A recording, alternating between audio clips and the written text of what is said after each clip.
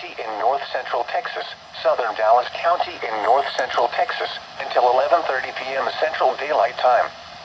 At 10:27 p.m. Central Daylight Time, a severe thunderstorm was located near Mansfield, moving northeast at 50 miles per hour. This is a destructive storm from Mansfield, South Arlington, South Grand Prairie. Hazard, baseball-size hail. Oh, shoot! Source, radar indicated. Impact, people and animals outdoors will be severely injured.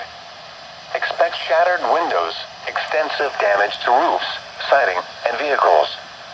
Locations impacted include Dallas, Grand Prairie, Mesquite, Mansfield, Desoto, Cedar Hill, Duncanville, Lancaster, Waxahachie, Balch Springs, Midlothian, Seagoville, Glen Heights, Red Oak, Hutchins, Cockrell Hill, Sunnyvale, Wilmer, Ovilla and Venus. This is a dangerous storm. Prepare immediately for large destructive hail capable of producing significant damage. Move to shelter inside a sturdy building and stay away from windows.